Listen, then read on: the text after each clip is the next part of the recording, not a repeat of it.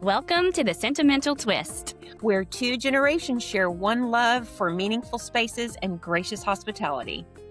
I'm Brittany. And I'm Melissa. Let's gather around the table and talk home, hosting, and all things sentimental. Yay!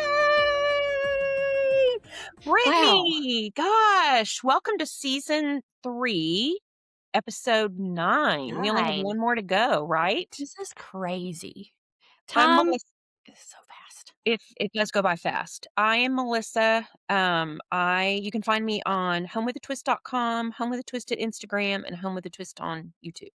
Okay, and I'm Brittany Shepard. You can find me at Brittany Shepard on Instagram, thesentimentaldecorator.com, and Brittany Shepard TSD on YouTube. Yes. Yes. Okay, so the big news is, how are you recovering from your knee surgery? Pretty good. By the time this episode airs, it'll be 4 weeks out. Right now, currently in the time continuum that we exist in, it's a little over 2 weeks.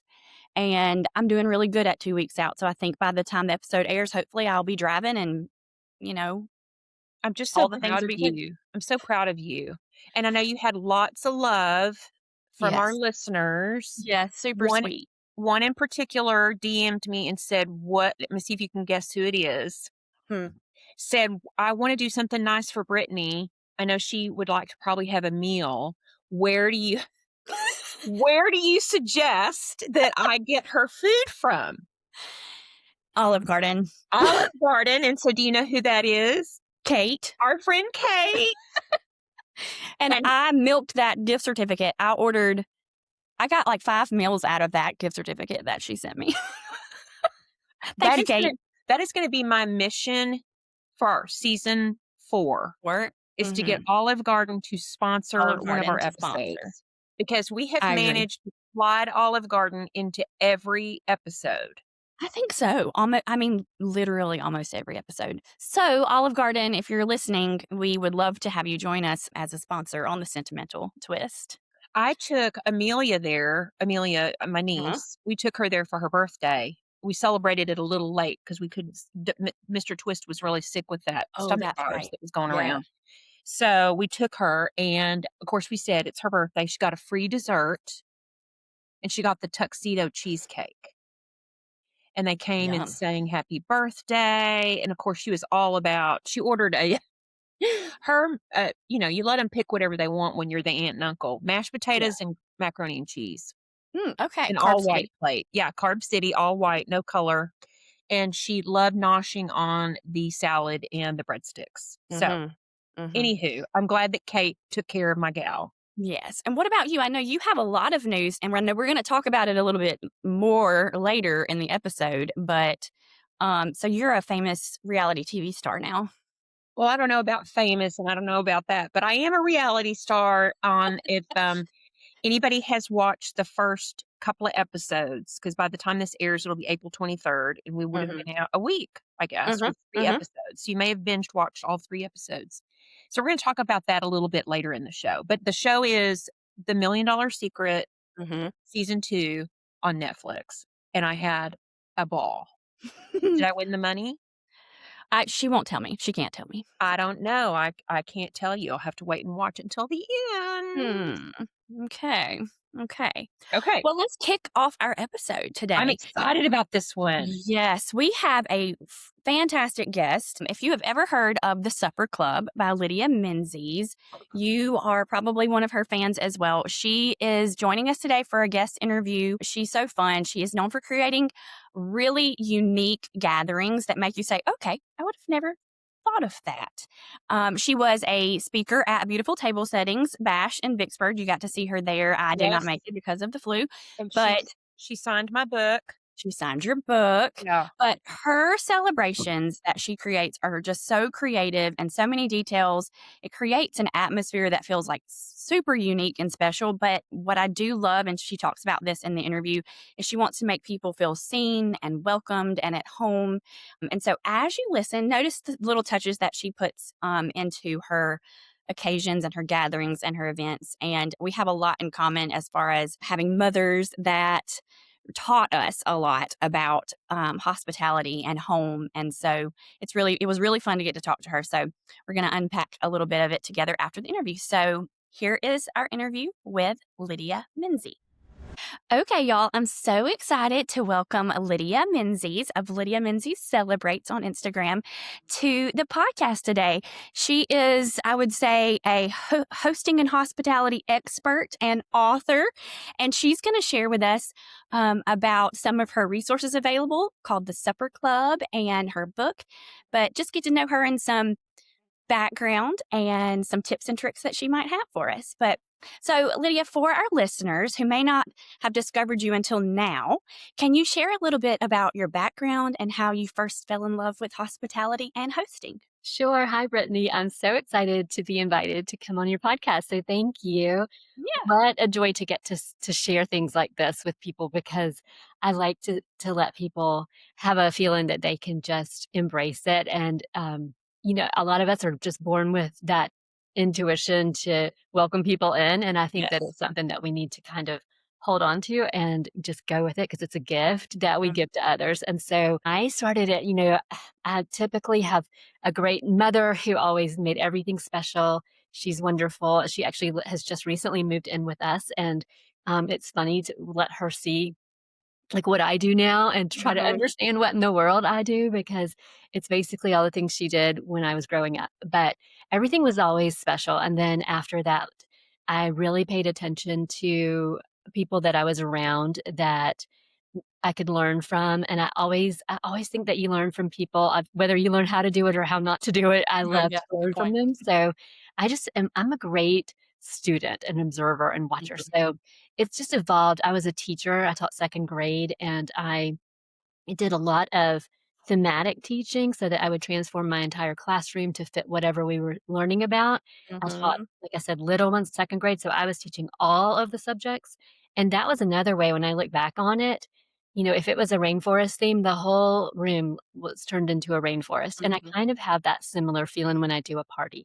It's just Yeah. I really kind of go into a theme and really enjoy it. So I think it's just all the things that come together that turn you into the thing that you're supposed to be and the person you're supposed to be, and they gives you the confidence to be to step into your role as what, and not, shy away from it or be embarrassed that, okay, yeah, I do love to set a fun, pretty table. I do love to invite people over. Mhm. Most people are like, oh, that's so silly. And it's never silly, because it actually ends up being the connection that people need, and they appreciate you so much when you're willing to be the person that opens the door. Yeah. I love that you mentioned your mom and learning from others. Melissa and I both, who co hosts with me, we both have lost our moms. I lost mine when I was 33, and she was sort of the ultimate hostess as well. And we do learn so much from our moms. And I love that you're getting to share that with her now that she's living in your home. She can see what you learned from her. So that's really It's neat. But it is wild too, because we just did the second cover for the, second issue of the Supper Club magazine, and so she was here, and she was able to see the whole wow. process of what it looks like, and she's very, I would say, meticulous and type A, and I'm a little more, my husband says I'm type Z. I like things to be very, like, fun and organic, and so Uh-huh. it's cute to see the difference of how we look at things, and that both ways would work beautifully either way. And it's just neat to be able to say, hey, you started this, and this is Yeah. where I keep going with it. So it is That's fun, very awesome. fun. And I'm very sorry about your moms, because I know how Oh, special they are and how hard it is to navigate, and mm-hmm. feel like you're often waiting to hear your mom's voice say something. Mm-hmm. So it's Mm-hmm. nice to be able to learn from other moms and let them be um, a a a place where you can find Mm-hmm. inspiration and also comfort, knowing Yeah. that other people are doing it. So a lot of times, like, I've been told I'm like a fairy godmother to, like, really young people. It's so funny. So I feel like sometimes I So am the cute. mother, I'm the aunt, I'm the sister, Mm-hmm. and but always I'm the hostess, Mm-hmm. and I know that, and I just welcome those roles, because it depends on who needs it as to what role you Right. fill. Right. and being the daughter, showing Yeah. the mom the new skills is really Yeah. kind of cool That too. is fun. Well, Mhm. you mentioned Supper Club, and so let's talk about that. You have built such a beautiful, I guess, Supper Club world, if you will. And I believe you started out with a blog and then it just grew from there, and your book and membership and magazine. Yeah. So, what first inspired you to start gathering people around the table in this way? And maybe just a little bit of how that process evolved into what it is today. Yes, I definitely loved supper clubs as a kid. My parents hosted them. I can remember being very little and just loving the, appetizers. I remember fondue. I just remember that being a vivid memory from childhood of my parents having the same couples coming over on a Mhm. schedule.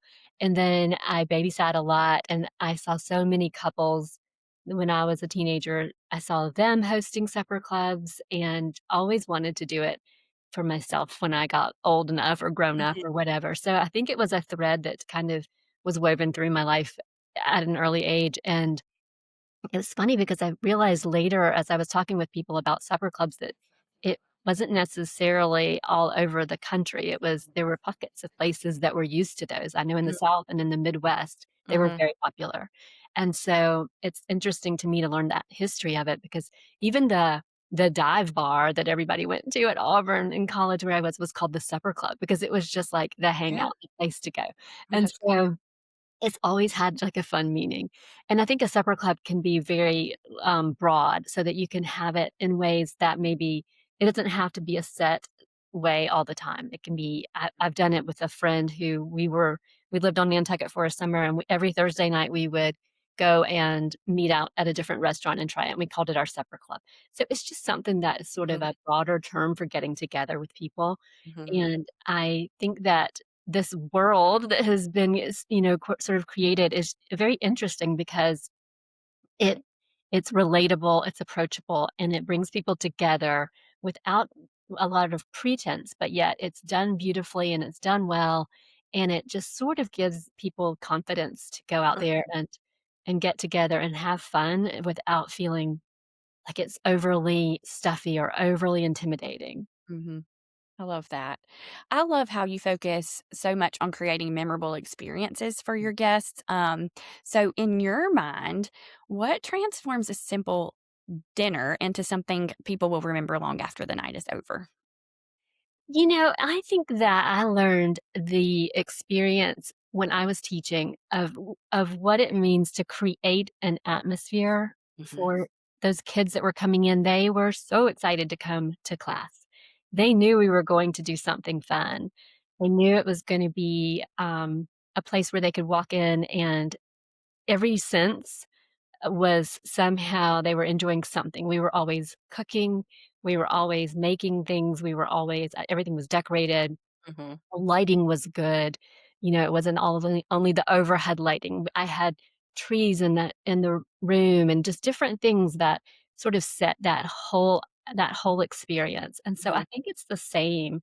I saw that reaction that really made those kids excited to be there.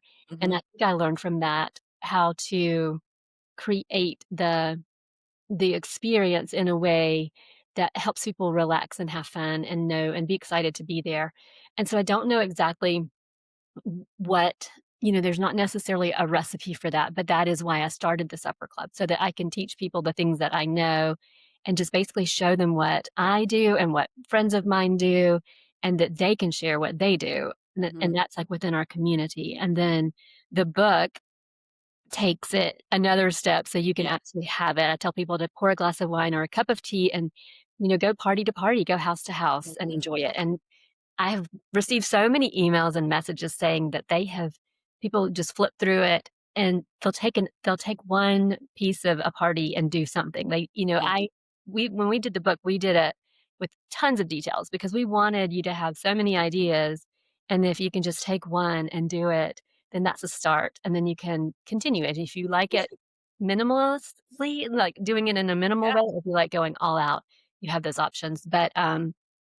And then the magazine, of course, it's the same thing. It's just a little Mhm. more, you don't have to wait for another book. You get a Yeah. little bit, and it's meant to be a keepsake magazine, not Mhm. just, a certain month and then it's gone, like it's meant to Mhm. be looked at and kept and hopefully used and Referenced. yeah, referenced. So I Mhm. hope that it maintains a place in your home so that you can go to it and just feel like you're either learning something or being inspired to do something. Mhm. So I think just being able to understand and be a confident host. And how do you achieve that? I think it's just by doing it and Mm, learning and seeing and understanding and being willing to try it. So I mhm. would say that's probably like the one thing that um, if I can encourage people to learn to just feel like they've got this, they can Yeah. do this without all this hype of Yeah. then to be ready. You are ready. You just have to open that door and just Exactly. invite one friend over and get started. Mhm. We talk a lot about that, and Melissa, her Instagram is a lot about hosting with intention and not perfection, and so that sounds like exactly just take that next step, just do it, make Right. it simple for yourself because it's inviting people into your life, and that's really the key part, I think, that they're escaping something, reality, and coming to your home and feeling cared for. It doesn't have to be Mhm. perfect, but I Yeah. I love that, yeah. Yeah, there's So a section of my group called the Party Prep School, and it's where you can kind of learn those things that help you prepare, but also help you feel like you're not just by yourself doing something. that's And good. it is all about the intention of it. It's not Mhm. about like this is what you're going to do to make your table look pretty Yeah. only. Like you want it to be this place that is a welcoming spot for people and Mhm. that is it pretty? Yes, it is going to be pretty because you put some effort into it. You thought Right. about it. It's just going to be pretty. I And love that. some Yeah. people are like, I don't want people to think that I'm trying to be too overly done and all of that. And, I think that we should embrace the parts of us that are Mhm. creative and imaginative and just go with it Yeah. instead of being afraid to show that side. 'Cause Yeah. I agree. Um Well, a little more about us and our podcast. We are centered around, we're two different generations. Melissa is a little younger than my mom is or was or would be. And so we say that we're two generations with one love for meaningful spaces and gracious hospitality.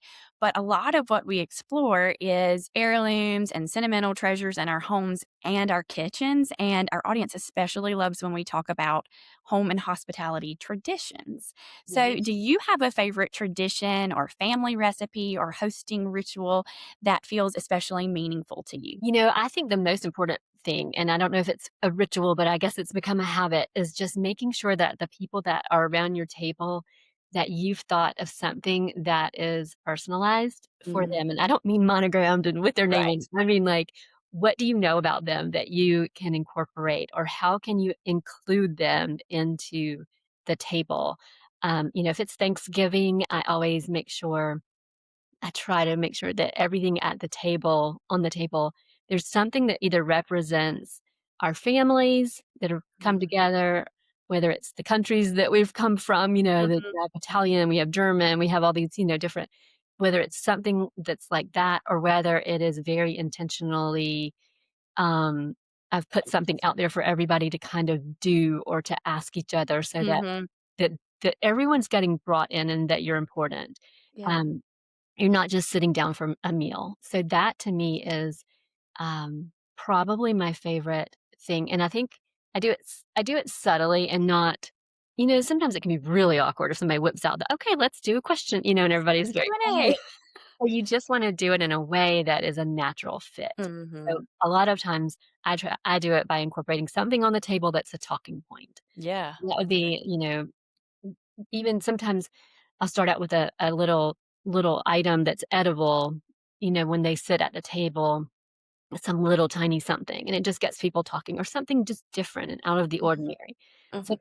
those are things that I tend to do each time I host or gather people together. And as far as it being a tradition, we have a lot of traditions, I think, in our family, and I think that's part of what is ingrained in me from my parents and then passed along to my kids. And Mhm. so whatever the traditions are that you create for your family, they don't have to be just like something that you did or even something that someone else did, they become really special to your kids. And if you ask them, Mhm. you know, what do you remember? What's your favorite thing to have at the table on whatever, Easter or Yeah. Christmas or whatever, they'll start telling you what they remember. And then I make sure I kind of incorporate those in so that it Mhm. becomes Mm. something that they Yeah. recognize and look forward to. We Yeah. make this candy when their kids were little. I have always had them in the kitchen with me making things, and Mhm. so even as little bitty people, they would help me make a candy at Christmas, and that is still and they're in college now, that is still the first thing that they wanna do at Christmas That's is make that great. candy. So, it's just such a simple, Yeah. simple recipe. I mean, they could make it when they were 2. So, Mhm. um, so it doesn't have to be hard and extravagant. It just is something that they associate with a really nice memory. Mhm. Yeah, we talk about that a good bit. That repetition Yeah. is what creates the nostalgia when you do something together, multiple times, or you use the same dishes for a certain occasion or the same cake plate or whatever. The Mhm. repetition, the seeing it in their memories is what makes it nostalgic and become a tradition. So I love that. I love that you had them making candies as young kids in the kitchen with you. Yes, yes. Yeah. Okay, so let's talk about the supper club community a little bit. It is such a unique concept. Thank you. Can you kind of give us an overview of what the membership is like and then maybe tell us what you have seen happen when people start gathering regularly around the table in this supper club sort of format? Sure. So I started it, and when you begin anything, you have these ideas of how to do it. And then as the community gathers around, you start realizing the things that they really want and do. So I have shifted things to fit what the people in my group are looking for. A lot of them in the very beginning, of course, it was all during this shutdown situation. And so a lot of people were really interested in how I started the business side of everything. Yeah. So I have been very open with teaching and sharing as much as I can. And so those people who very, very first started, I call them the foundry members because they were literally the Hmm. foundation of it. And a lot of those people have a business related to hospitality or Okay. interior design Hmm. or fashion. So all the things that sort of make up the world that is fun, the creative world of hospitality. And so there's that faction to it. And then from that, I wanted to be able to have people who didn't feel like they had to have a business, that they were all welcome at the table because they are. Hmm. So we started this creative side of it. And that's where the party prep school came in. And then the supper club this year, I just started having the supper club creative is basically the umbrella term for all of the things that you kind of get in there together. But it is like it does have a business side to it, and then it Hmm. has a solely creative side to it. Okay. And I love having the business members that have been with me for so long also in there teaching and helping, and it makes the supper club creative side just even more interesting and fun. Mhm. You get to know a lot of people, you get to know a lot of resources, Yeah. and from that we put out a theme or like I just did a refresh, a green and white refresh, and that was literally just to kick off spring and get everybody kind of reset. And so that has been fun. With my parents having just moved in, I feel like I can't wait to kind of get back to doing more videos and doing them succinctly and helping people and finding out what they like. But Hmm. right now, it is really just a lot of videos on how to do things Okay. and interacting with each other, like a fun little community chat. Hmm. And then from that, we do in person meetups Yeah. and it's like a secret supper club, and that just the secret is in the experience is all that means, Yeah. that every one of those will be different. They'll be in different locations. We've done, Florida this year. We're about to go to Alabama, and they just sort of pop up into these communities. A lot of times they're at a home, and you buy a ticket, and you get to come in, and it's basically the supper club creative come to life. Yes. It's like it's in person, and you learn, and the one we just had was a caviar tasting and, like, the history of caviar, how to serve it, how to eat it, all of that, And then there was also a wine, like a sommelier there, and they learned like how to pair everything. Neat. It was amazing. Mm. Um, Previously, I've done them where we're doing flower arrangements, and then of course dinner, and I did it at a restaurant and had an incredible chef here in Athens, Peter Dale. He prepared the meal, so it's just always different, and Yeah. themes are different, and it's just the intention is to gather people around and let them see the print magazine, the print book, Mhm. and the social media things coming to life and how you can actually do them and Mhm. learn from it. So, That's neat. So in the membership, the creative side, mhm. so did you say that there's sort of a theme for each month or season, and Yes, so they can kind of have some inspiration for supper clubs or occasions that they're hosting themselves? Is right. that And I okay? hesitate to do a theme sometimes. Like I I'll know. just start out with a theme. I hesitate to do it because I don't want anybody to feel like, "Oh, well, that doesn't fit my theme, I'm not going to share." So Right. I open it up and I ask them to please, like, if you've done a party, please share the photos. So we get these beautiful images of things that people are doing in their homes, and they don't have to fit the theme, but I Mhm. try to start with one so that it then gets people to say, "Okay, I could do that," or "Here's what I did instead." Right. So it's very, it's just meant to be a place where you can share and learn and feel like you can get great ideas for resources and great Yeah. ideas for other ways to host people. So I try not to make it too structured. It's Yeah. it's really fun. It's meant to be fun. It has Mhm. there are a lot of wonderful people in it. So I imagine so. mm, Okay, so for anyone listening that loves the idea of this regular supper club situation with friends or family members or other couples, could you give us a few simple steps to get started hosting our own supper clubs? sure. And I put this in the front of the magazine because and I've debated on whether I need to put it in there every single time. Oh, yeah. Just so that if there's somebody new picking it up that hasn't, because it's really simple. And I always say just start with 4 people or 6 people or Mhm. 8 people if you're feeling brave. Yeah. But start small, invite your friends over, pick something that can be your focus. And if you don't like the word theme, you don't have to say it's a theme, but like maybe it's a color. Mhm. Maybe it's a pattern that you saw, like a tablecloth pattern, and it has stripes, and you wanted to use that pattern. Just start with something very easy to use. You don't have to go all out. Mhm. And then set a date, and that's the most important part, is to set the date with the friends and make sure everybody has it on their calendars. Mhm. And then from that, like, so if I'm going to do, let's say, a spring party, and I wanted to do something that had to do with green, then maybe St. Patrick's Day is coming up or something, and you just focus on that one color, and it can be Mhm. beautiful. It doesn't have to be leprechauns and shamrocks. It Right. can just be green, and it can be Mhm. beautiful, and so, and then I set the menu to kind of focus on that. So a Mhm. lot of times with, like St. Patrick's Day, I'll pull in gold because of the, pot of gold at the end of the rainbow. Yeah. I'll put in rainbow colors, but it doesn't have to be crazy rainbow colors. You Right. just allude to it. It doesn't have to be, some Mhm. packaged thing that you have. So, I just think that if you start very small and maybe that one's a harder one for someone, but just stick with the green and the white and Mhm. then go from there and invite friends over. Luck is obviously something that people talk about with St. Patrick's Day.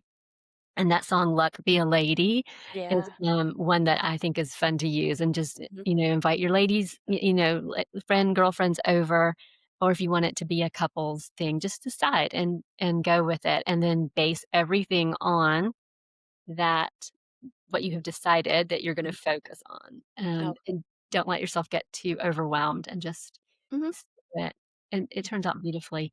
I know. Plants, like a lot of us, we live in the South, so things are growing and blooming, but a lot of people live in areas that don't have it, so plants are great to use Yeah. at this time of year, for decorating instead of flowers. So it's Mhm. just a way of fo being able to focus on something and just go with it instead of feeling like you have to, like, reinvent a wheel every time. Just Yeah. it helps you organize your thoughts a lot more. Mhm. I love that. So, for someone starting small and maybe having 4 or 6 when it comes to the menu, do you usually try to provide the meal, or do you ask folks to help and contribute Yeah, based on a menu or some advice there? sure. I always like to provide the meal, Mhm. whoever's hosting, and I think that setting up your supper club, it can be a host Yeah. rotates, each person hosts in a different month or, so you take turns. Mhm. Or, like, I used to host one here at my house, and there were 24 that would come, and that's a lot. That is. So, that is something that I would work up to if you ever really wanna go that big, but you don't have to. It would I'm not good at asking people to bring things. I love to just sorta do it, I and know.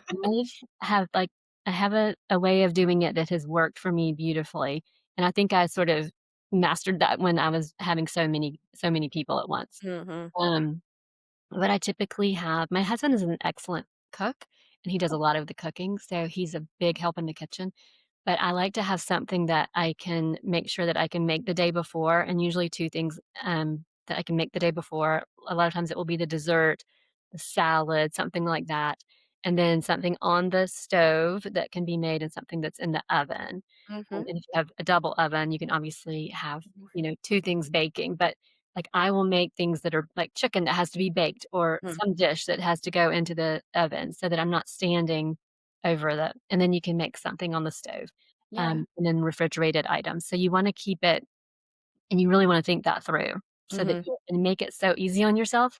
And then, of course, I live in a town that is a foodie town, and so I'm very lucky that way, and I always try to have something that I pick up. Yeah. So, whether it's a side or whether it's I mean, it could be the entree. Once we had Asian food, and I did a local restaurant here, and I ordered the soup, and they brought it, and it was easy just to warm that up and, Yeah. serve it. So, I That's always try smart. to yeah, make use of your area Mhm. if you have those options.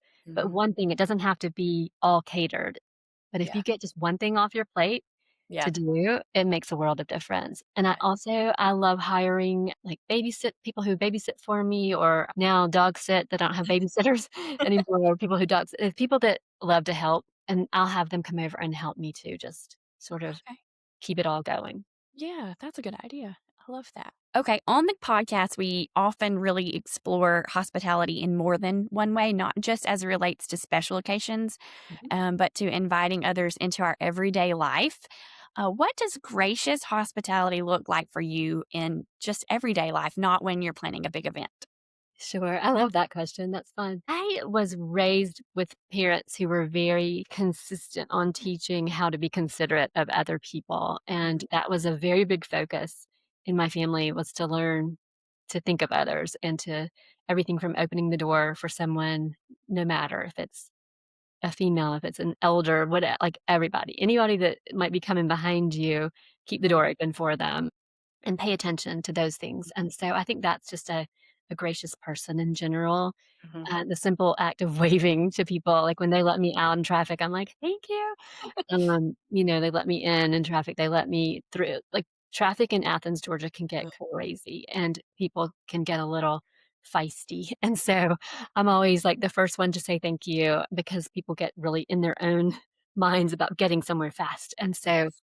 I think if you can do that, I think things like that make a big difference in the way people, you have to learn growing up in the South, and I grew up in a small town, so saying hello to everybody that you Mhm. see is just that was just common, and you have to know, like, going overseas and doing that means a totally different thing, so you just wanna know your area, but Mhm. that is, I've been followed before because I said hello to someone in France that, just didn't even think about it, and then you get followed, and so there are things like that that you have to be aware of, so I do like to make that, but within reason, Mhm. being friendly and just being kind to people and Mhm. not immediately thinking they're doing something wrong or that, just giving them a second to Yeah. somebody drops something in the line and it holds everybody up or somebody's taking too long. Just Mhm.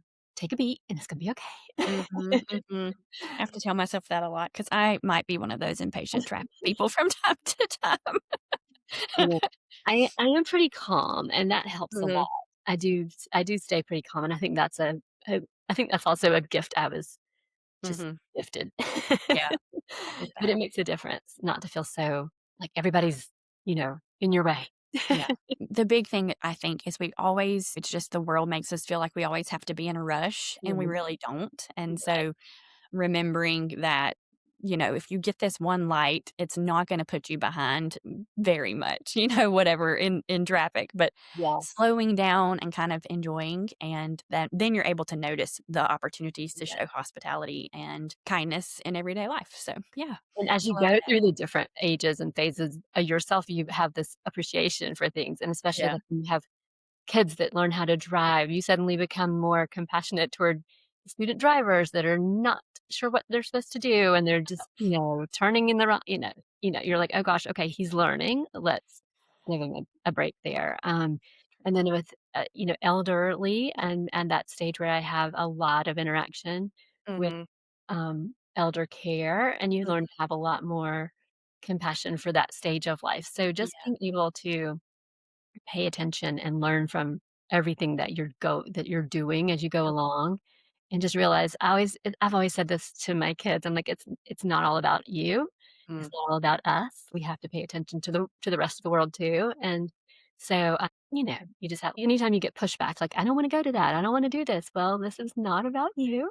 mhm. You're going to support someone else, and Yeah, that's sort of something that I think if we teach and we show and we share it in a way that is not forced or strange, but just sort of an authentic approach to being kind and a yeah. little more patient with people, Mhm. that to me is like just everyday hospitality.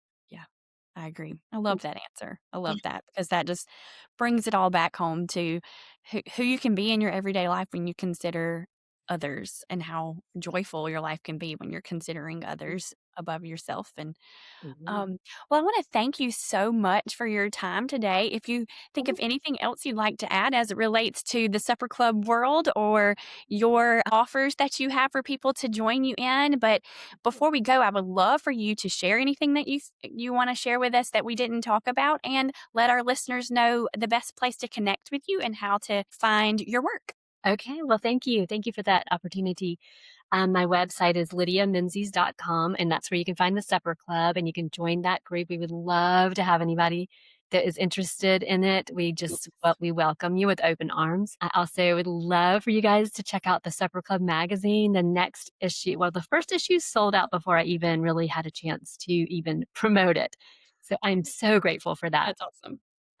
We've had 61,000 that were shipped out of that first issue. The second issue will come out. It's July, but it should start getting in by June. Okay. So you can sign up to subscribe to that magazine. It's twice a year. It's going to be really good. It's just so exciting to put it together. Hmm. And then you can also have the book is there for you to have as a coffee table book Yeah. to access and as a resource year round, and it's also available on my website. So Okay. there are lots of ways to connect and be on the lookout for secret supper clubs popping up in different areas. And also, I do a lot of book signings and book events. So I'm about to leave tomorrow and go on a big circle for a couple of weeks with Alabama, Mississippi, and Louisiana. So Oh, I'm awesome. always happy to see people out in the real world and That's so fun. get to Yeah. meet you. So I'm always happy to meet you. Please say hello if you are around or you come to an event. Please stop by. I'd love to say hi. It has been so lovely chatting with you, and we appreciate your time. So, everyone, this has been our interview with Lydia. Please go and find her. You can also follow her on Instagram. I think it's at Lydia Menzies Celebrates. Is that correct? Correct. Okay. So, connect with Lydia and check out the Supper Club book, magazine, and membership. Yes. Thank you so much, Brittany and Melissa. You guys are wonderful. Thank Yes. you. Thank you. Brittany, you did such a good job on your interview with Lydia. She I is feel like such an approachable person, Mhm. which seems like she wouldn't be based on the stunning things that she does. But I think that just goes back to what my takeaway from the interview was is that how intentional she is with Mm. details. Mhm. and that I loved her idea of bringing guests into the gathering. And that's Yeah. something I'm really going to try to do more of Mhm. and have it be less impressing Mhm. and more including. Yeah. And what's so cool about her vibe, she does really create an atmosphere that is impressive, but I don't think it's for the sake of being impressive. It's because it shows that these people are worth the time and effort she's putting into her occasions Yes. and really making them feel special and excited about being there. And so I think that's really neat. We are a little bit of kindred spirits. She lives in Athens, Georgia, where I went to University of Georgia, even though she went to Auburn. So we're SEC girls, Okay. and Well, that's a whole, like, cult. I am definitely really, I think I'm going to treat myself maybe for Mother's Day and join her supper club cohort. I think I am too, yeah. I don't know if she has many people that are in Texas, but maybe I could expand her supper club Yeah, opportunities. But you never know. I just loved everything. And I do want to give a shout out again for her book, Mhm. because if you have a mom in your life, Ooh, great this one. would make a great gift. Mhm. And even if you wanted I to agree. gift your mom a year, or a monthly subscription, it's not that much. I think it's less Mm. than $27, I think, a month, and you Mhm. get the magazine, which is worth its money and Mhm. more, and you get all the opportunities that she offers. Yeah. I mean, if you're really wanting to get back into hosting, I think she would be a great Mhm. mentor. Yeah. So, I agree. anyway, I just wanted to share a few examples of some takeaways, and then I'll let you weigh in Okay. on is that ways to include your guest is cooking something you know that they love. Mm. If you know your people love soup, then make Brittany's tomato rice soup, which I've yet to make, but I want to do that because to me, that Mhm. tomato rice soup to me seems so. I know it's a comfort food in the winter, but tomatoes in the spring and summer. Mhm. I Mhm. had. I'm going to digress a minute, but if anybody's in Fort Worth, there is a restaurant called Doc B's, Hmm. and they're kind of known for farm to table. So I went there and had lunch with a couple of girlfriends, and it was a kind of a meeting to discuss some collaborations. And what I found out is there's a gentleman who eats there twice a day, every day. Wow. His name is Bobby. He's in his 70s. He's a former professional tennis player. Oh, wow. He sits at the bar, and they make him a Bobby special. And I said, I want to order a Bobby special. So what a Bobby special is a really nice piece of grilled chicken breast, really good flavor, a honest to goodness farmhouse tomato. Mhm. The taste of a tomato that's plucked Mhm. from the garden, Mhm. Right, with the sun. brown rice with some really nice teriyaki sauce on it, a cut up avocado, and broccoli with Parmesan cheese. Wow, that sounds good. He eats that twice a day, every single day. He's never been married. Mm. Does that tell you he's a little regimented, but I bet you he's a hoot to go out with. I'm hoping to set my friend Krista up with him. Okay. He was there and he came over and chatted with us, and he was Oh. really smitten with her. So I'm hoping that that may end up being a love Mm. connection. Okay. Anywho, I don't know how I got off on that, but cooking something you love for someone, tomatoes, the farmhouse tomatoes at Doc Um, B's. Okay, now we're circling back. yes. Adjusting your time for your guest schedule. I think Mhm. as hosts, we always think about what's the best time for us. Mhm. And oftentimes, for me, being an older host, 5:30 or 6 is my sweet spot because I want to be able to get in bed by 10. That's Brittany's sweet spot too, apparently, because she's raising her hand. That's not maybe necessarily good for some of your younger guests. You're part of that younger cohort. Maybe you're getting off from work and need to go home and change before you come over, or maybe you've got kiddos you need to put into bed before the babysitter gets there. I don't know. Maybe 7 o'clock is a better start time. Yeah. So I think maybe just kind of being considerate of your guest schedule or season of Mhm. life. Yeah. And letting go of a perfect plan to accommodate real people. Some of the best parties I have gone to have been potluck, order out, come in your sweats, your shorts. We're going to sit outside by the pool, little music Mhm. on, cafe party lights, Keep it simple. bubbly, keep it Mhm. simple. That's all. And All of that. what that does at the end is it makes your guests feel so like, wow, this was really nice. There was no Yeah. expectation. Mhm. And you as a host have very little cleanup afterward, Mhm. which is a bonus. Yep. Huge What bonus. about you? What are some of your thoughts?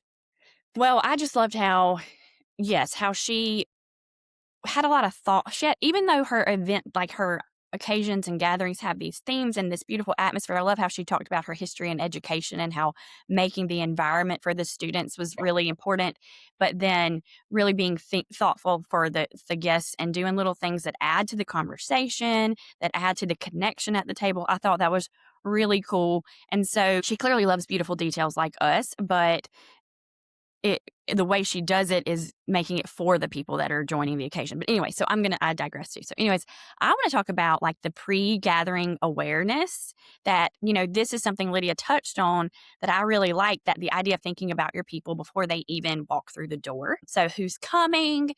What do they love? Like you said, cooking things that they enjoy, or what might they need right now in their life, and planning around that, like the season of life conversation that you just had. Let's say they are going through a tough season of life and it may need to be a smaller gathering, or maybe it's they need a distraction. So a game night, something that'll get their mind off of something going on. So like thinking about what they need in their life right now. Just some examples, like maybe a tired mom, you know, serve her first and give her permission to leave as early as she'd like. I love that. Someone going through a hard time, like I mentioned, like quieter seat, gentle conversation, smaller environment, fewer people. A new person, think about if you have a new person coming into the fold, like if it's maybe a group of friends and there's a new person joining, like book club or like a supper club. Make sure they sit by someone who is going to be safe and kind and welcoming, and bring them into the conversation. And so I think this is where hosting becomes something deeper than just pulling a night together and setting a table and making it about looking nice. It's about caring for the people in a really intentional way with personal touches. She talked about that a little bit, that feel thoughtful. So some simple things like handwriting the place cards, or maybe a little, even maybe a little just note on the back of the place card, like thank you for, you know, Oh, yeah. something very specific and personal to the person sitting at that place card. And I'm kind of out. I don't do place cards a lot. I feel like I should bring that back in my life. But, playing music that reminds you of the people, or something that's, a connecting point. Maybe you all love Fleetwood Mac, so the the playlist is centered around Fleetwood Mac. But a small little take-home item that reflects the evening, that shows appreciation for them, and it could be so simple. One of the things she talked about is having a little something edible at the table, small when you sit down, and that kind of sparks conversation. I don't know what that could be, but that's kind of an interesting thing to explore. Ideas to just make it real personal and thoughtful, and you're thinking about them before they even come through the door. So Yeah, and I think that if there's any listeners out there who think, "Oh my gosh, this just sounds so overwhelming," start with 2 girlfriends. Mhm. Start I posted something on Instagram yesterday. Start with yourself. Mm. How often you're really good at that. You're really Yeah. good at celebrating yourself. You're Mm. really good at romanticizing. Party of one. Mhm. And I'm learning to do that. I'm learning to have quieter times with myself outside while we still can before the mosquitoes have already started. I was out the other day with Mr. Twist. He was planting a new rose to us, a Peggy Martin. Do you have a Peggy Martin? I have a Peggy. Oh, I can't wait. My friend Catherine told me about Peggy and bought me one. Peggy's Anna gave me a Peggy for Christmas one year, and then I had to leave that Peggy at my old house, but then I got a new Peggy at the Master Gardener's sale after I moved into this house. So And does she take off pretty quick? she's fast. She grows fast. Mhm. Her claim to fame is during Hurricane Katrina. I think Mhm. they were underwater and they Mhm. they The were only thing fine. that survived in her garden was that rose. Mhm. So Well, pretty. I'm super excited. I want to just plant Peggy Martins all over. If anybody doesn't know what a Peggy Martin is, it's Look a her up. climbing rose that is Mhm. extremely disease resistant, heat tolerant, drought tolerant. It's like kind of like that hummingbird vine that is so Mhm. invasive, but in a good way. Yeah. So I think I may go buy some more and just plant them all over the perimeter of my yard and Mhm. just go to town. Anywho, I don't know how we got onto that, but it was a party of one. Boy, Oh, yeah. there's so many rabbit trails I'm going down in I today. like I it. guess I must just be super excited. So anywho, okay, to summarize everything we've talked about is that Lydia does such a beautiful job of creating something memorable.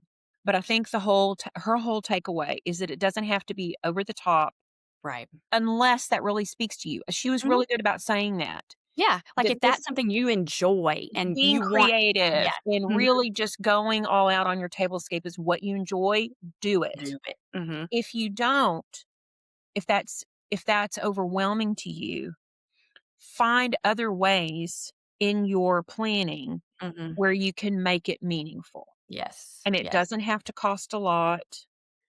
Mhm. It can be things you already have. So anyway, I Yeah. loved her whole interview and I thought you did such a super job. Yeah, and I just wanna thank her too for the time and just the willingness to join us because, she is in the midst of going on book tours and signings and things, and so she took the time to spend with us. So y'all follow her on Instagram, check out all of her resources that she has available. Her book's amazing. Like you said, I'm planning to join the Supper Club membership as well and just to kind of glean more from her and her experiences. I think it's just a really neat environment and probably a really cool group of ladies when you get Yeah. plugged And I in. loved how her story, even though her parents, parents are getting ready to move in with her, which was similar to my story, but I loved how she grew up like we did with our mothers, celebrating and preparing to welcome people into our home. I loved how her story was very parallel with ours. So, It is. It was. Yeah. All right. So, can you believe it? We're going to move to Porch Talk speed round right your now. Where your we ask each favorite. other questions and give quick answers to get a peek behind the screen door of who we really are. It's really fun. Do you want to go first? You want me to ask the questions or do you want to ask the questions first? I'll go first. I'll Okay, ask you the questions first. okay, sounds good. Okay. Personalized place cards or no place cards? I kind of said this earlier that I really rarely do them, but it kind of depends on the occasion. Like if it's going to be an occasion that's a little more formal or there are people that don't know each other that I'm trying to connect, then I will do them. But a lot of times, and like if I'm feeling fancy, I'll do them. But a lot of times, I'm typically a very casual hostess. And so I might have a very bougie tablescape, but the hosting atmosphere and the environment is usually pretty casual. So I don't always have them. So Signature drink named after a guest or a classic cocktail? this one made me think because I've never done the guest naming one after the guest. I thought that was really cool because typically if I have a beverage, it's kind of like a seasonal one, like poinsettia punch, for example, at Christmas time. That's kind of the drink of the night. But I love the idea of naming them after the guest, and it kind of goes back to what we talked about with including them in the experience. So Yeah. cool. Planned seating or let it flow? I typically let it flow. But then amongst my group of friends, we have our church pew that we always sit in. We have our spots that we always sit in. If it's the same group of friends gathering together, we Yeah, almost always. because you do supper club with your church friends, don't you? You're a Yeah, I small. did. Well, it's just a small group of friends. I've known them from different Bible studies and things throughout the years. We call it Sunday supper, but it's basically the same thing. And Yeah. we typically sit in the same spot no matter what house we're at. We have our seats that we sit at. It's weird. Okay. One big wow detail or many small thoughtful ones?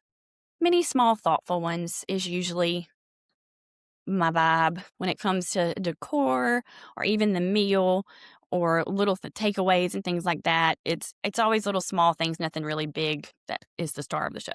So Yeah.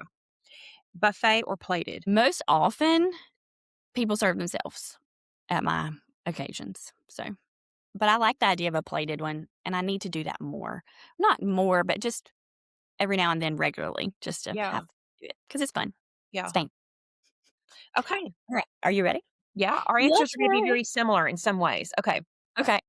Personalized place card or no place cards? Normally, I don't do place cards, but I do like to use place cards. And Mhm. my favorite place cards, well, I don't have them in here, are I buy these lucite ones on Amazon. They come in a box of 25 and they're not very much. Mhm. And what I do is I get on Canva and I'll set the template up for what the size is of the card, the Mhm. lucite card, and I'll pick a pretty font and like I'll do Brittany, Melissa, Mhm. and then I'll put the lucite card on top of it with a Sharpie, like a permanent paint marker, and then I'll trace. Oh, So cute. it Yeah. turns out to be really pretty scripted handwriting where it all kind of looks the same. And Mhm. then that's their little Take takeaway. I home. did that I when love that. when I graduated with my master's. I did a seating assignment for Mhm. everybody. And so that was what, and it's super simple and people love to take it home. They could just kind of display it on a shelf or On a something. desk or Yeah, something. but I'm going to start bringing back the place card because what I liked about her idea, and you mentioned it, was the name on one side, Mhm, but then maybe on the inside it's a special note to them. mhm. I'm so Or glad you're even here. yeah, or even, like, just a little quote or phrase or encouraging, if it's a faith-based group, like a lot of ladies we've talked about, posting Scripture. their Bible says a verse to just a take-home reminder of something that they might wanna revisit. Or it even could be an icebreaker. Like someone at this table has 7 grandchildren, Mhm. and Cute. maybe it's a group of people that don't know each other. And so Yeah. you wouldn't know that. That's a cool way to, like, do a little bit of that connecting at the beginning of the meal, sort Yeah. of, Yeah, kind of conversation. relax everybody. Mhm. It's interesting when I did that collaboration with No Res, the napkins, and it said Mhm. leave by 9. Yeah. Most people thought that was pretty cheeky and kind of fun. And some people were like, thought it was a directive and they were a little offended. And No. I'm like, I would never tell someone they have to leave by 9. It's already understood that they're going to leave by 9. Mhm, mhm, But mhm. no, it's just a conversation starter. It's for somebody who's nervous, maybe an Mhm. introvert, who's a little socially shy. That gives them something to go, "Oh my gosh, I so totally relate to this. Don't you, Brittany?" And then it Yeah. creates conversation. Yeah. So, I anywho, love that. Ooh, okay, ready? yes. Signature drink named after a guest or classic cocktail? I always do a classic cocktail based on the season, like the Mhm. azalea, Yeah, or if it's, but I'm gonna start I doing a know. signature drink. I think it's such a cool idea. I do too. Do you ever watch Elspeth? You don't watch television. Not much. It's on Paramount, and it's a really cute little she's almost kinda like Columbo. Okay. Quirky and dresses real I quirky. think I've seen the preview cute little outfits. Yeah. It would be a great binge show if you have Paramount. Okay. Anyway, she's a very well-known actress. She's been in a lot of things, but she's really quirky, and it's very Columbo-esque. There was one recently where it was very, Bridgerton themed, Mhm. and the gal she was the host for the evening, and she named the cocktail after herself. Okay. And she was coaching the wait staff to put the emphasis on her name. That's And I so can't funny. remember now it was called the Rachel something, but she was Uh-huh. very serious about it had to be, would you like to be offered the Rachel Uh-huh. mimosa? So it was really cute. That's Yeah. cute. All right. Planned seating or let it flow? I let it flow. I mean, Mhm. if I'm having a big event, which I don't really like to do anymore unless it's like a really milestone event, like my graduation or, Mhm. when Mr. Twist turns 70, which he does in June. I haven't even Mm. thought about doing a party for him. I probably should do that. Okay. I may have to pull out Lydia's Supper Club book to come up with a Yeah, get idea some for him. ideas. Normally I just let people sit where they want because that Mhm. reduces the anxiety of having to sit next to somebody you don't know. Mhm. But if I do seated, Mhm. I always try to put like if someone's a physician, I try to put them Mhm. maybe near a nurse Yeah. or someone else who's in the medical field. They have Or something to if I talk know my neighbor next door is a meteorologist, if I know somebody who's really into gardening or weather, about. Mhm. I will seat him next to yeah. Yeah. Going back to the 70th birthday, real quick. My dad turned 70 not too long ago. He loves golf, and so the theme I did was still under par. It was cute. That is adorable. I have no idea what that means. Oh, yeah, okay. So It's par is par like you have a 70? perfect score, and so under par not perfect score, you've shot the exact number of shots that the golf course says is what it should be. Under par is better than good. So Okay. So mhm, 70 doesn't have to do with anything about the par number. It's just that he's yeah. still going strong. Yeah, most golf courses, par is a little bit over 70, so Okay. All right. mhm. How did you know that? My dad's a golfer, and I grew up watching golf, and I love to I like golf. Are you I have watching the played it. Masters today? Yes, I am. Who's going to win? I don't know. Well, this is going to be a prediction because this is going to air after the Masters is over. I love Scotty Scheffler, and he was making a push, yesterday, so we'll see. Okay. All right. I have no idea, but I love Scotty. Well, you know what I'm going to do? I'm testing this new Prosecco for my premiere party. It's La Vostra Prosecco Rosé. And I bought a bottle of the regular, and I actually think I like the rosé better. And I'm going to mix it a little bit. So I have no idea what color this is going to turn out to be. I'm going to mix it with a little bit of pineapple juice, and we'll do it on camera and see what happens. So here's mine. Ooh. Oh, it's not bad. Ooh, it's pretty. It is kind of pretty. Kind of a mango color. So now let's try it. Yummy. Gosh, we are Rabbit Trail Central today. We are. Gosh. Okay. All right. Okay, back to the One more question. Okay. that's we've got good. 2 more. One big wow detail or many small thoughtful ones? I think I'm one big wow, and that's the table. Oh, yeah. Okay. Well, okay.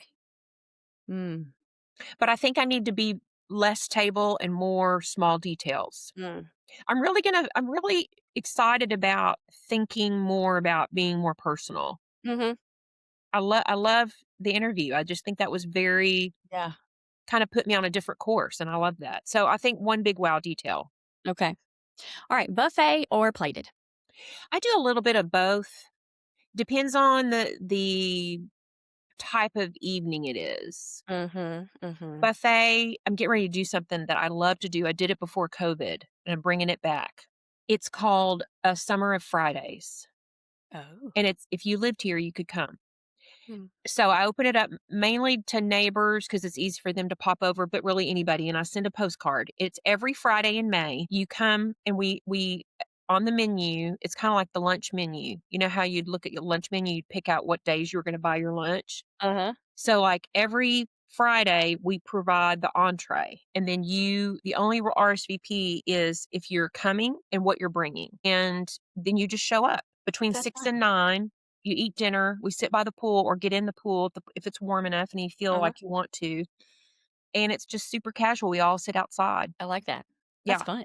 So I'm more buffet, but I do every once in a while like to do a plated if I want to make people feel like, ooh, this is, really nice. And see, I rarely do a plated, and I would like to do it a little more often than I do.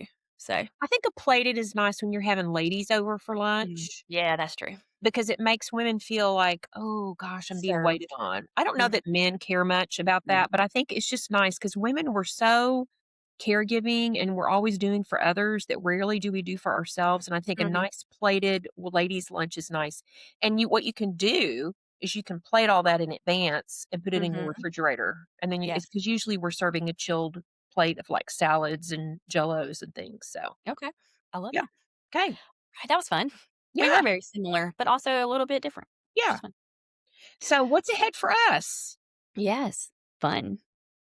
All right, Melissa, tell us all about your reality TV experience. Did you win? She can't tell me. She can't tell us.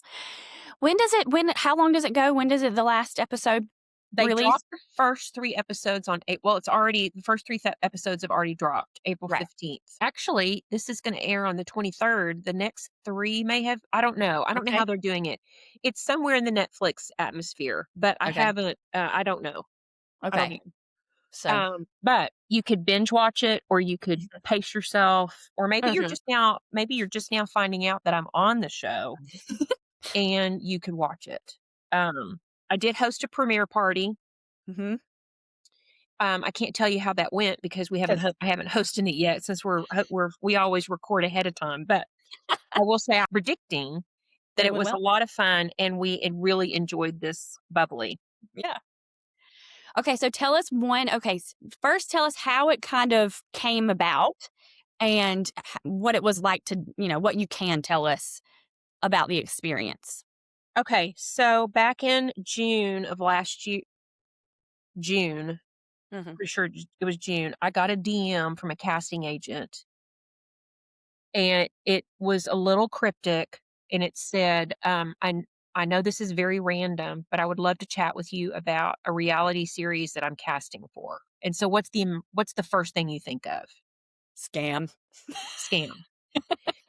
Okay, I'm going to have to pay $100,000 and I'm never going to see you again. So I kind of sat on it for a few hours and I looked the gal up. At the time I was volunteering at the hospital, and the the employee and I looked her up, and she was on IMBD. Mhm. Okay. And then I found her on Instagram. And so I thought, well, okay, what have I got to lose? I'm Mhm. going to message her back. And then if we actually end up having a chat, I'm going to interview her and see if her answers match what I've been able to find out about her on the internet. Oh, smart. So her name is Olive. Mhm. Cute as can be. I want to say she's probably in her 20s, late 20s, mid 20s. So we had a conversation and I asked her, like, what college did you go to? And she answered and it matched what was on her Instagram. And so I could tell that that was tracking. Mhm. I didn't get any red flag vibes. And then it just went from there to another casting agent named Maura, who I love and adore and would love the opportunity to work with her again. And then it went through a series of interviews, and then finally my interviews were with Netflix Mhm. producers, and the timing of it was all very interesting because I didn't find out I was actually cast until I was already in Maine.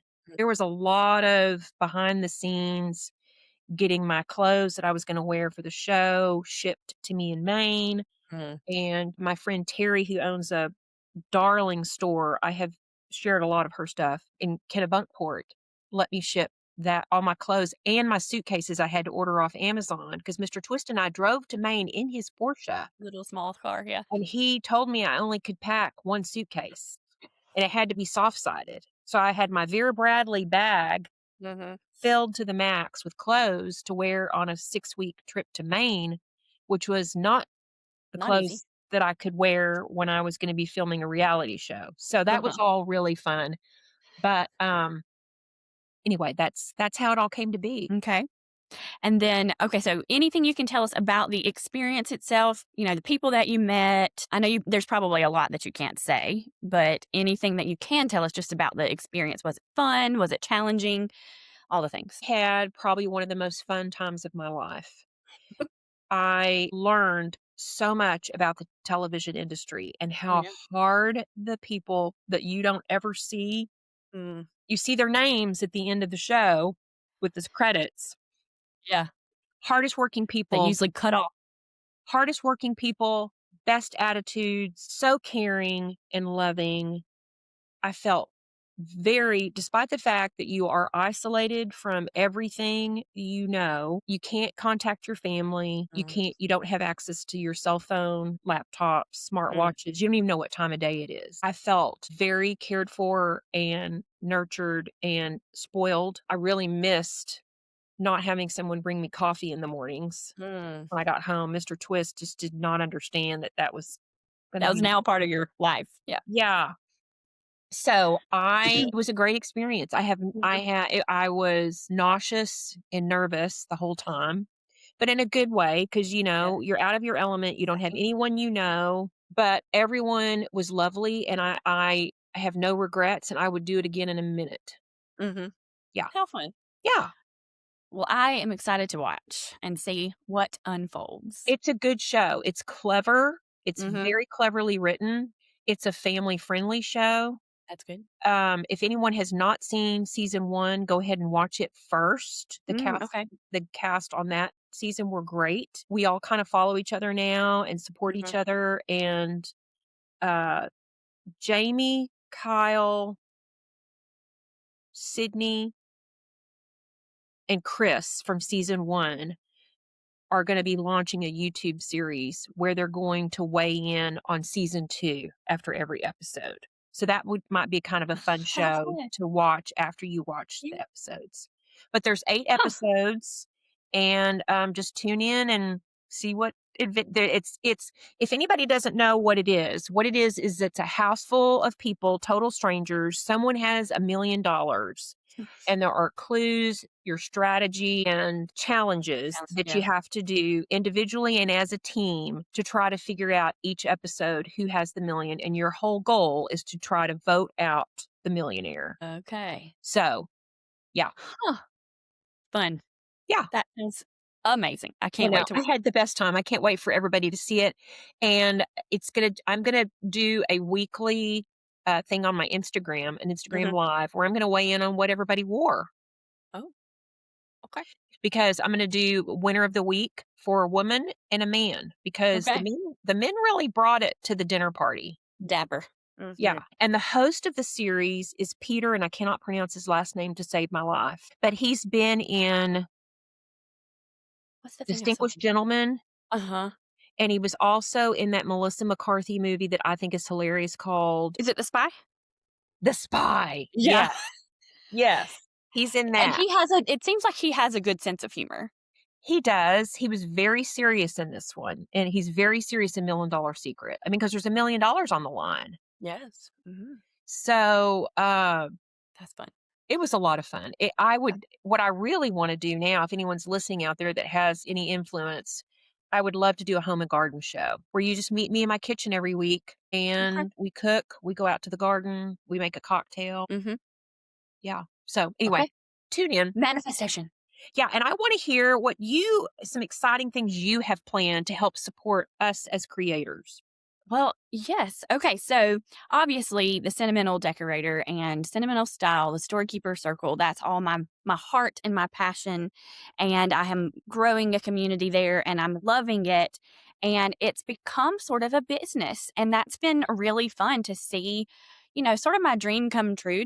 I have an entrepreneurial spirit, always have, and kind of see my business grow and bring people in and community. And it's like a growing business, but it's also very personal and very enjoyable because I'm meeting and connecting with so many kindred spirits, but I'm also growing a business. So it's just really fun. And I've recently had several people reach out to me, other creators on Instagram, mostly home decor and lifestyle creators, about helping them with sort of a business plan and growing their audiences and growing some business assets, I guess, if you will, outside of just brand deals and partnerships and affiliate links and things like that. And so this is I've been consulting a few ladies so far, and I've really enjoyed it because I'm sort of, I have a public relations marketing background. I'm sort of a big picture thinker in my real job. It's all about helping cast the vision and then, messaging to bring people around that vision and coalesce around that vision. And so it's been really fun. And I'm venturing into the world of consulting and coaching other creators, home influencers, home decor creators, I don't know, content creators, if you will. We sometimes shy away from the word influencer, but about growing their businesses, not only on social media, but off social media as well. So building some owned assets and owned opportunities for people to connect with them outside of just Instagram and sort of have that influenced ownership mindset is kind of the concept, going from just influence, but building a brand and a recognizable business that they can build from and whatever that rolls out to be. And so I'm starting that. I'm hoping to bring in some ladies to do sort of a 90-day, I don't know if the word mastermind is the right thing, but a 90-day cohort of ladies that we work together. I've sort of developed a strategy for how I do this for myself and kind of help them walk through the process of determining what their unique lens is in the social media space. Home decor and lifestyle are such big, broad categories, but helping them say, like for me, mine is sentimental style and story keeping. So finding their unique take, what they're passionate about, and how they can bring people into a community related to their unique vision and unique take in their niche on socials. It's been really fun, and I really enjoy the coaching part of it. I didn't really realize how much life it gives me to really pour into others and help them kind of find their footing and grow beyond where they are. So that's been really fun, and I've enjoyed it a lot. And so that's what I'm venturing into this summer, trying to build that out and help some ladies, specifically women, grow their businesses and recognizable brands. And so if anybody's out there thinking that might be something they'd like to do, just DM me on Instagram and we'll talk. I think what you're doing is fabulous. And I kind of want to give people some backstory of how Brittany and I met and one of the extraordinary things that you have done. Brittany, for whatever reason, I have followed Brittany for years, and I don't know how that happened, but it was before you really had niched down. Mm-hmm. You were just kind of chronicling your life. Mm-hmm. how we all used to do with Instagram in the very beginning. The real It was really Instagram just pretty pictures of our food that we were eating that day, and in our homes. maybe an occasional recipe. Mm-hmm. And you rocketed your followers in a very short period of time Mm. because you niched down. I think I, I on got. the other hand, was very slow in growing my followers because I didn't niche down Mm. because I love all the things. It's hard. And I think that the fact that you are going to be helping people to target their niche, and I have met with a consultant several times. And I think the first time I did it was April of last year. So it's been a year. And the first thing they asked me to do is you've got to niche down. Hmm. Your content is too broad. People can't figure out what it is that you're their go-to for. And if you think about people in the industry, like the gal who's smaller, Sam, PCOS, Oh yeah. Mm-hmm. she shares high protein, low carb foods in her car after she's gone through a drive-through. Yeah. Like, if you think about really highly viewed, popular accounts, they all have something that they're known for. Mm-hmm. So when this gal said to me, "You got to niche down," I was kicking and screaming. I'm like, "I don't want to niche down." She said, "If you want followers, you've got to niche down because people don't know what Mm-hmm. you're offering." So Mm-hmm. I think the fact that you are helping people do that is really critical. So if there's anyone out there who's really struggling with getting followers and not trying to figure out why is their account not growing because you have valuable information to share, then I Mm-hmm. highly recommend you jump on Brittany's program. Yeah. And it's very, we work very collaboratively. I've been developing as I've been doing it a lot of ways to help you really ask yourself the question to really get the ball rolling on what it is that you really want to be known for and what you really want to promote, like what you're passionate about, and finding a way that you can communicate it where people are immediately like having a Me Too moment with you, because I think that's so important, is that people want to go to your page if you're a creator and say, "Oh my gosh, this girl and I are the same. We are just alike," and not just alike, but we have the same interests. And I think that's one of the things that I get the most from my sweet people that follow me and find me, is that they relate completely to my story and my sentimental style and heirloom kind of thing. And I think I really love digging deep with somebody and having conversations about figuring out exactly what it is that, when their Me Too moments with others, what it's going to be. I don't know, it's really fun for me to. Yeah. Well, I'm super excited for you. And Yeah. how can they find out more about your upcoming opportunity? My Instagram is probably the best place. I have I'll in my link in bio, you can have several links, on Instagram. Right now, I have one of those links is dedicated to that. So, Okay. Perfect. I think it's probably listed as like consulting for creators. So, Okay. Perfect. mhm. All right. But So I'll we're gonna be sharing more about it too. So, okay. So basically, if they're not following you on Instagram, they need to. yes. Okay. All right. We're going to move on to Blessed I Had to Share It, where we share things we're loving right now. Brittany, what do you want to share? Okay. Let's see. I have a sweet follower, Debbie, who recommended a book to me that is so me. I'm just getting started reading it, but I knew I had to share it with y'all when I read the description.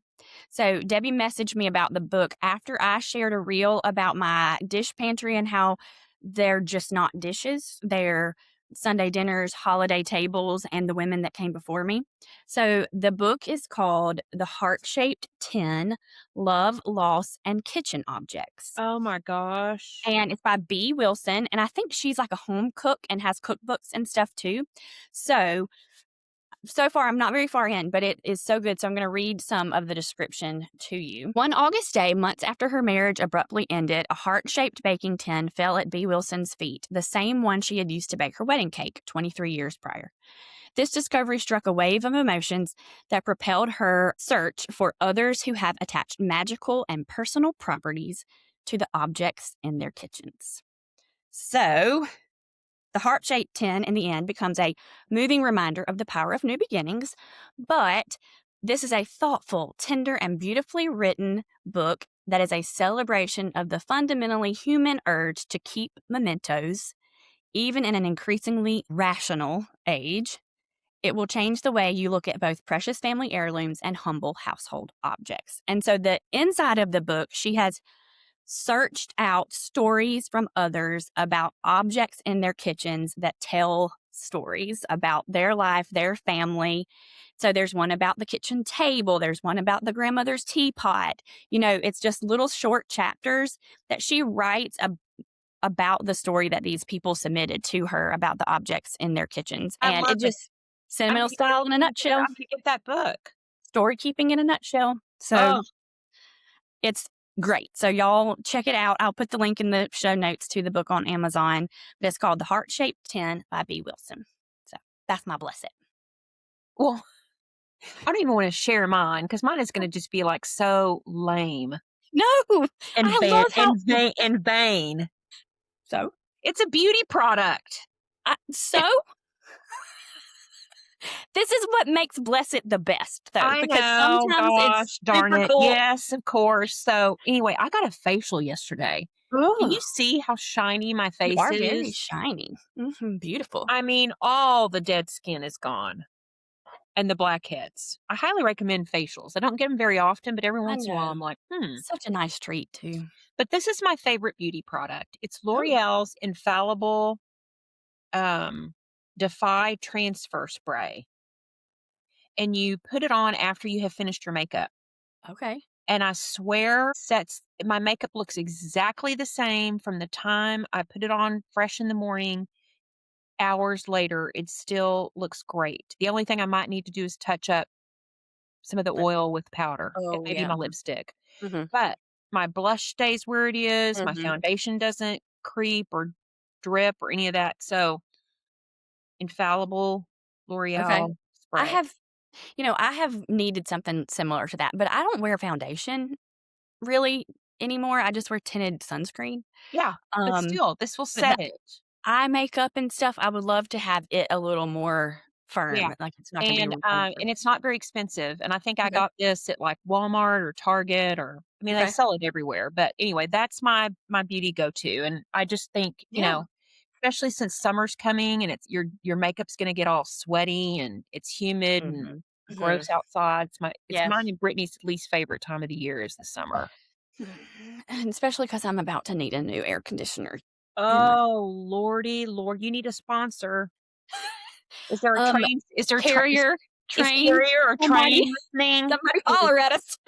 Brittany will do a lot I of reels for you on this. I recently got a quote.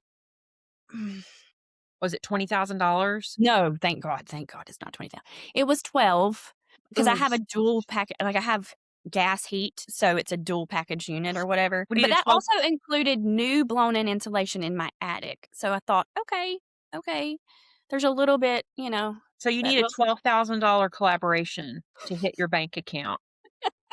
that would be nice." Yeah. Anybody? Hmm. Any takers? But Okay, so I guess it's time to close the show. it is And time it's to close. you, toast It's to sentiment. Yes, it's my turn for the toast to sentiment, which is where we share a sentimental quote, poem, story, or just something on our hearts that we're thinking about as it relates to things maybe we talked about in the episode. And that is what mine is about. It is kind of going back to Lydia's conversation and our conversation after Lydia's interview. So you know the quote. Most of us know it by Maya Angelou. That it kept coming to my mind as I was listening again to Lydia's interview and through our discussion that people will forget what you said, people will forget what you did, but people will never forget how you made them feel. And so I just really think that's a lot of what we've been talking about in those segments today, specifically just making people feel loved and cared for, even if the table is not perfectly set and the timing is not perfectly right and everything doesn't have to go as planned. Sometimes things burn, or like me, one time I forgot to put the baking soda or powder, whichever one it is, in the peach cobbler, and the peach cobbler never actually became cobbler. But it's about the feeling that someone has when they leave your presence, they leave your hospitality, and knowing that they are seen and thought of and cared for and at ease in your presence in your home. And at the same time, we talked about this too, but creating a beautiful environment for others is worth the effort because you love them and it's not about impressing them. It's about caring for them and showing them that they matter to you and they are worth your time. And so that's really what hospitality is about, I think, is caring for people. And we talk about this a lot, and especially this season, we've talked a lot about small things and things you can do for others. But that's what makes gathering meaningful, is caring for people and them feeling cared for when they leave your presence. And so my toast today is just to hosting with intention, hosting with meaning and care, not perfection. And like we say all the time, and just thinking about the people before they walk through the door and making sure they belong. So Cheers. here's to hospitality.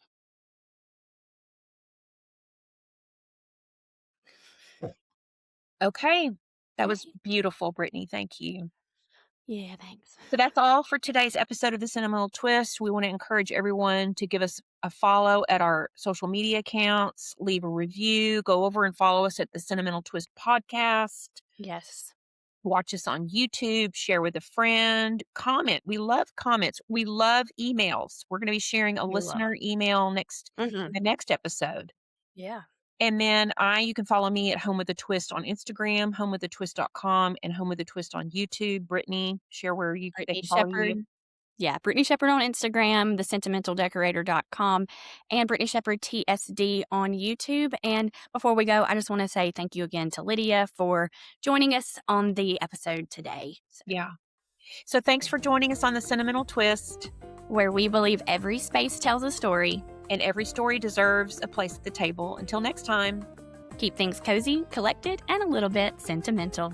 Bye, everybody.